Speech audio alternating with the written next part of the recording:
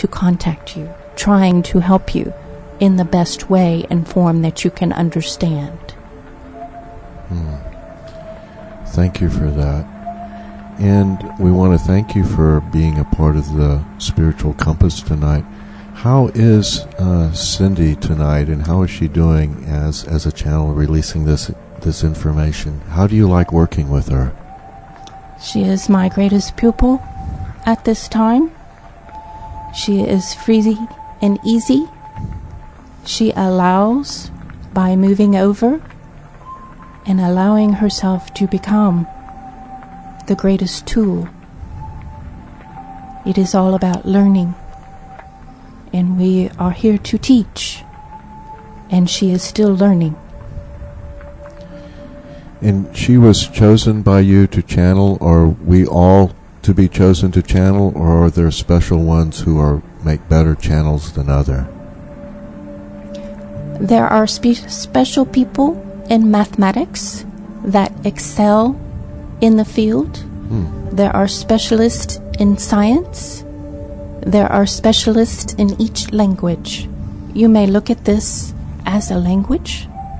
You may look at this as something that she wishes to excel at. Anyone may do this. Anyone can do this. It is your preference, your choice. That's interesting. So we enjoy you being here and learning from you. You've been with us for quite a long time, is that right? Since the beginning of time, if you want to go back. And you pick different people along the path who need to channel or who desire to channel, and you make yourself available to them? It is a choice as to the tool and the most proper tool at the time. Yes. At this time, as you channel through Cindy and you're here with us today, I really enjoyed what you said at the beginning and the information you shared with us, but I feel led to just ask again, what are our biggest difficulties facing us right now? What are we to be aware of? Is it just to seek love and be happy and to release the fear? What's the greatest message that we need to know right now today to get through tomorrow and the rest of the year? Everyone is worried about change. What is change? Change is something that will be here. Change is nothing to fear. Yes, it is different.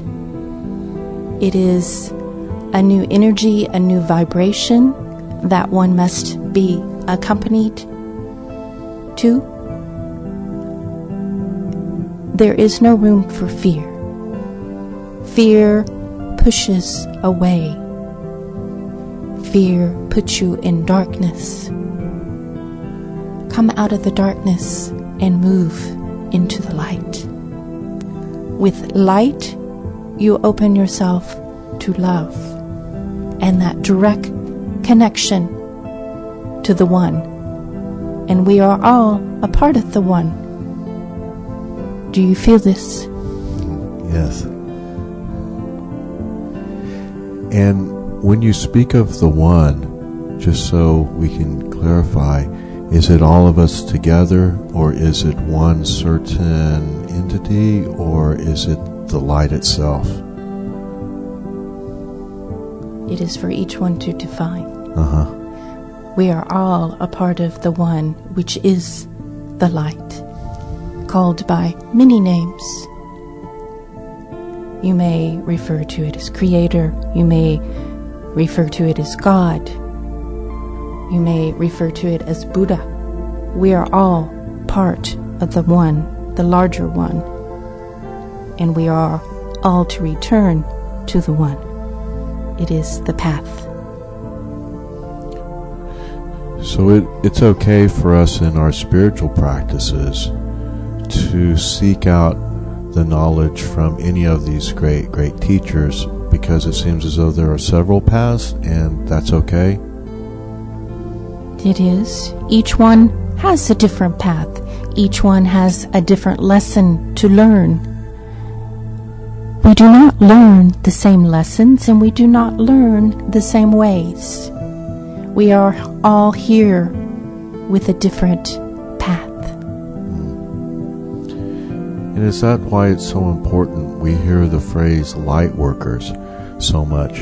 And to be a light worker and define yourself as a light worker, and you mentioned light, are we to become light workers, or are we to just work towards the light? What's our greatest path here that we can achieve? Each one is a light worker.